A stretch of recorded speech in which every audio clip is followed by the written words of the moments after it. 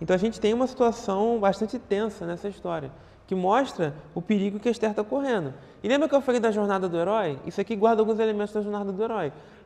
Porque mostra como a Esther, ela meio que rejeita o chamado no primeiro momento.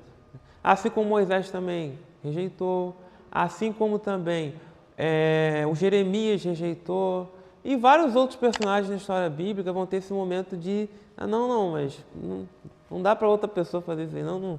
Tem uma situação aqui bem complicada, né?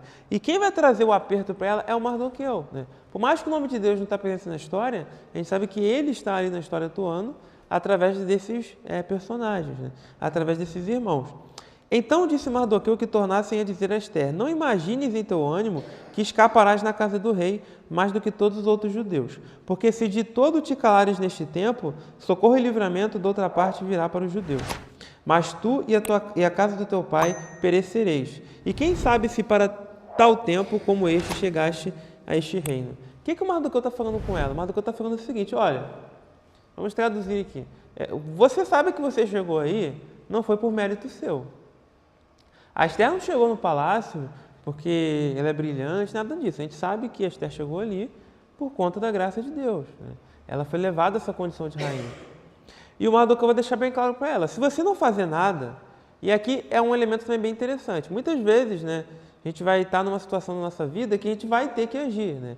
O silêncio, né, a passividade, o não fazer nada, o ser omisso, já é um erro já. Então é o que a Esther está fazendo aqui. Ela podia não fazer nada. Não tem nada a ver com isso. Não vou fazer nada. E o Mardoqueu vai deixar bem claro: se tu não fizer nada, tá tudo bem. Deus vai dar outro livramento para a gente. Vai vir o livramento. Porque o Mardoqueu sabe, o Mardoqueu ele conhece, né, as histórias do Deus de Israel. O Mardoqueu sabe que Deus ele vai trazer livramento para o seu povo. O Mardoqueu sabe disso. Mas ele está preocupado com a Esther. Ele é bem claro: olha, a questão é o seguinte, né? Deus ele vai dar livramento, né? Se não for por você, vai vir de outro lugar. Mas se tu não fizer, você vai perecer com a sua casa. E aí ele vai dizer: possivelmente, né? É por isso que você chegou até essa condição de rainha. Quem sabe, né? Será que não foi para isso que você foi levado a essa condição? E aí isso aí mostra uma coisa que é muito recorrente na Bíblia. E às vezes algumas canções hoje, elas acabam desvirtuando isso, né? Meio que pegando esse elemento da honra e botando uma coisa que não é muito bíblica. Deus ele honra a gente? Honra. Mas ele honra com um propósito, né? Deus nunca vai honrar alguém só para honrar, né? Deus ele honra com um propósito. Existe algum propósito através disso. Principalmente quando envolve a vida de outras pessoas.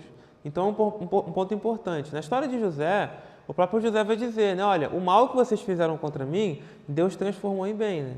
Para que a partir disso eu pudesse preservar a vida. Então José entende que não é só por ele, né? Não é aquele tipo de história: não, Deus fez isso comigo porque ele viu que eu era uma pessoa maravilhosa. Não é nada disso. Deus ele honrou porque verdadeiramente ele tem um propósito através disso, né? Deus nos honra porque ele tem um propósito com isso. É um ponto que a gente precisa entender. Quando Deus nos abençoa com alguma coisa, ele sempre vai pensar no coletivo, né?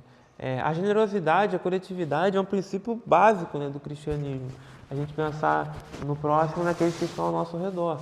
Então, é um ponto que a gente precisa entender que é muito relevante para essa história e para a nossa vida também. Porque às vezes a gente acaba desvirtuando um pouco esse elemento, né? Fica uma coisa meio que vingativa, né? Alguém fez uma maldade contra a gente, né? E Deus vai me honrar para quebrar ali aquela pessoa, né? Mas não é bem assim, né? Como cristão a gente tem que orar para aquela pessoa Deus tem misericórdia, né? Que ela possa realmente encontrar Jesus. Embora na prática não é muito fácil isso, né? Mas é importante que a gente tente seguir esse caminho, né? De pedir para aqueles que nos ofendem, né, que possam se encontrar com Deus, né? Para que eles possam não se encontrar com Deus no sentido de morrer, né, mas se encontrar com Deus no sentido deles verdadeiramente terem uma nova vida com Cristo, né? E Deus mudar o caráter deles.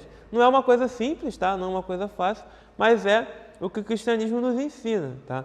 Então é a mesma coisa que na história da Esther. Na história da Esther, Deus honra ela para que ela salve a vida de todas as pessoas.